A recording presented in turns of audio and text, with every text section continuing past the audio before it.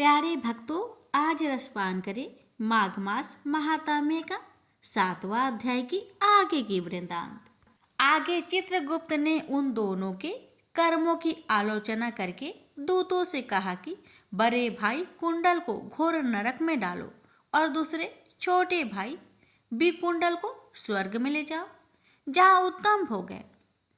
तब एक दूत तो कुंडल को नरक में फेंकने के लिए ले गया और दूसरा दूत बड़ी नम्रता से कहने लगा कि हे विकुंडल, चलो तुम अपने अच्छे कर्मों से स्वर्ग को प्राप्त होकर अनेक प्रकार के भोगों को भोगो। तब विकुंडल बड़े विस्मय के साथ मन में संशय धार कर दूत से कहने लगा कि हे यमदूत, मेरे मन में बड़ी आशंका उत्पन्न हो रही है, अतएव मैं आपसे कुछ पूछता हूँ। कृपा करके मेरे प्रश्नों का उत्तर दीजिए।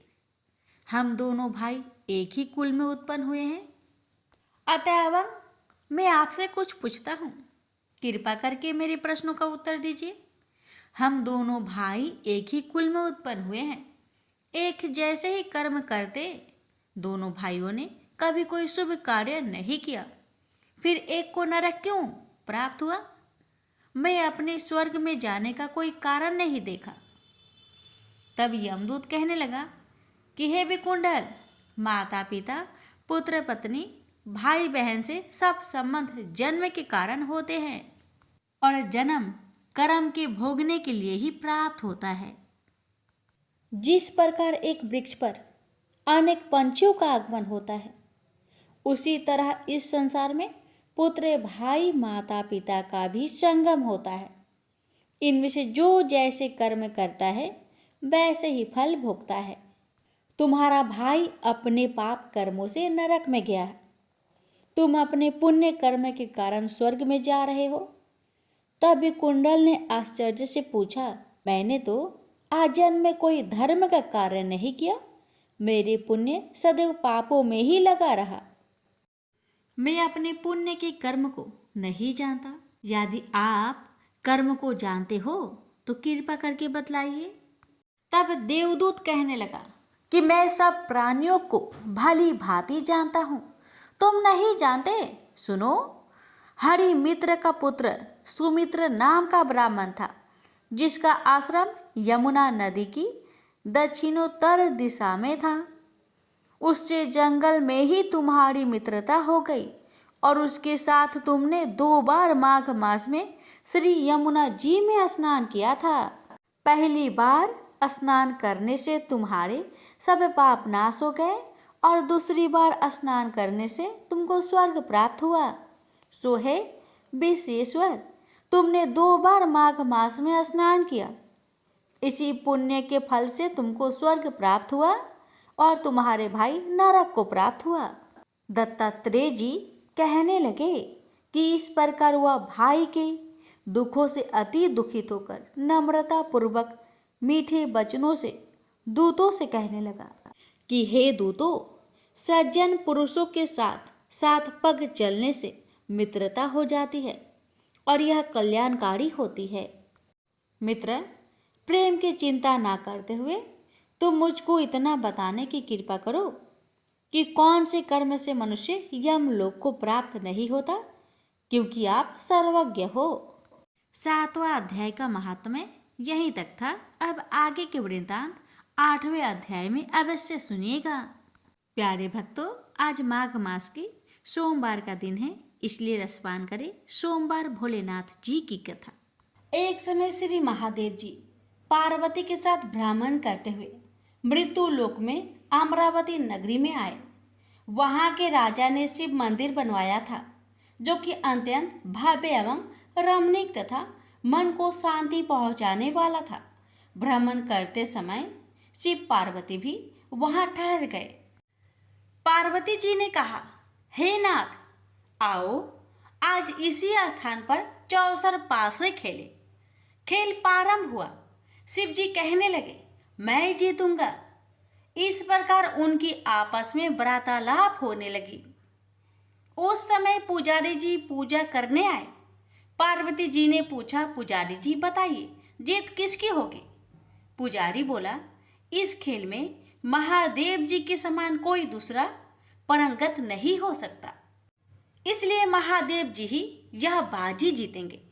परंतु हुआ उल्टा, जीत पार्वती जी की हुई। अतः पार्वती जी ने पुजारी जी को कोढ़ी होने का श्राप दे दिया कि तूने मिथ्या भाषण किया। अब तो पुजारी कोढ़ी हो गया। शिव पार्वती जी दोनों वापस चले गए।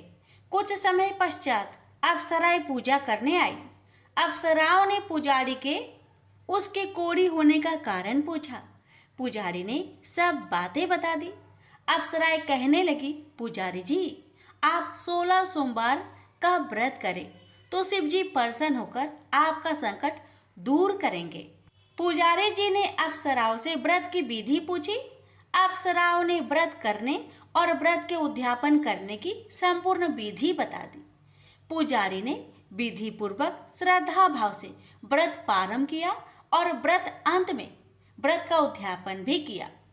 व्रत के प्रभाव से पुजारी जी रोग मुक्त हो गए। कुछ दिनों के बाद शंकर भगवान पार्वती जी पुनः उस मंदिर में आए तो पुजारी जी को रोग मुक्त देखकर पार्वती जी ने पूछा, मेरे दिए हुए श्राप से मुक्ति पाने का तुमने कौन सा उपाय किया? पुजारी जी ने कहा, हे माता, अप्सराओं द्वारा बताए गए 16 सोमवार के व्रत के करने से मेरा यह कष्ट दूर हुआ है। पार्वती जी ने भी 16 सोमवार का व्रत किया, जिससे उनसे रूठे हुए कार्तिकेय जी भी अपना माता से प्रसन्न होकर आज्ञाकारी हुए।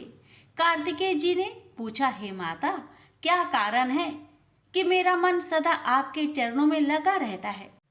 पार्वती जी ने कार्तिकेय को 16 सोमवार के व्रत का महात्म्य तथा विधि बताई।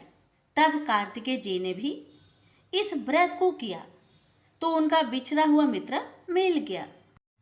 अब मित्र ने भी इस व्रत को अपने विवाह होने की इच्छा से किया। फलतः वह विदेश गया। वहां के राजा की कन्या का स्वयंवर था। राजा ने प्रण किया था कि हथिनी जिस व्यक्ति के गले में वरमाला डाल देगी उसी के साथ राजकुमारी का विवाह करूंगा। यह ब्राह्मण मित्र भी स्वयंवर देखने की इच्छा से वहां एक और जाकर बैठ गया। हथिनी ने इसी ब्राह्मण मित्र को माला पहनाई तो राजा ने बड़ी धूमधाम से अपनी राजकुमारी का विवाह उसके साथ कर दिया। तत्पश्चात दोनों सुखपूर्वक रहने लगे। एक दिन राजकन्या ने पूछा, हे नाथ, आपने कौन सा पुण्य किया जिससे हथिनी ने आपके गले में वरमाला पहनाई? ब्राह्मण पति ने कहा, मैंने कार्तिकेय जी द्वारा बताए अनुसार 16 सोमवार का व्रत पूर्ण विधि विधान सहित श्रद्धा भक्ति से किया, जिसके फल के कारण मुझे तुम्हारे जैसे सौभाग्यशाली पत्नी मिली। अब तो राजकन्या ने भी सत्य पुत्र प्राप्ति के लिए व्रत किया और सर्वगुण संपन्न पुत्र प्राप्त किया। बड़े होकर पुत्र ने भी राज्य प्राप्ति की कामना से 16 सोमवार का व्रत किया। राजा के देवलोक होने पर इसी ब्राह्मण कुमार को राजगद्दी मिली। फिर भी वह इस व्रत को करता रहा। एक दिन उसने अपनी पत्नी से पूछा, सामग्री शिवालय ले चलने को कहा, परंतु उसने पूजा सामग्री अपनी दासियों द्वारा भिजवा दी। जब राजा ने पूजन समाप्त किया तो आकाशवाणी हुई कि हे राजा, तुम इस पत्नी को त्याग दो, नहीं तो राजपाट से हाथ धोना पड़ेगा। प्रभु की आज्ञा मानकर उसने अपनी पत्नी को महल से निकाल दिया। तब वह अपने भाग्य को कोसती हुई एक बुढ़िया के पास गई और अपना दुखड़ा सुनाया। तभी बुढ़िया को बताया, मैं पूजन सामग्री राजा के कहे अनुसार शिवालय में नहीं ले गई और राजा ने मुझे निकाल दिया। बुढ़िया ने कहा, तुझे मेरा काम करना पड़ेगा। उसने स्वीकार कर लिया। तब बुढ़िया ने सूत की गठरी उसके सिर पर रखी और बाजार भेज दिया। रास्ते में आंधी आई तो सिर पर रखी गठरी उड़ गई। बुढ़िया ने डांट कर उसे भगा दिया। अब रानी बुढ़िया के यहाँ से चलते चलते एक आश्रम में पहुंची। गोसाई जी उसे देखते ही समझ गए कि यह उच्च घराने की अबला विपत्ति की मारी है। वे उसे धैर्य बधाते हुए बोले, बेटी तू मेरे आश्रम में रह, किसी प्रकार की चिंता मत कर। रानी आश्रम में रहने लगी, परंतु जिस वस्तु को वह हाथ लगाती वह वस्तु खराब हो जाती। यह देखकर गोसाई जी ने पूछा, बेटी किस देव के अपराध से ऐसा होता है? रानी ने बताया कि मैंने अपने पति की आज्ञा का उल्लंघन किया और शिवालय में पूजन के लिए नहीं गई। इससे मुझे घोर कष्ट उठाने पड़ रहे हैं। गोसाई जी ने शिव जी से उसके कुशल क्षेम के लिए प्रार्थना की और कहा, बेटी तुम 16 सोमवार का व्रत विधि के अनुसार करो। तब रानी ने विधि पूर्वक व्रत पूर्ण किया। व्रत के प्रभाव से राजा को रानी की याद आई और दूतों को उसकी खोज में भेजा।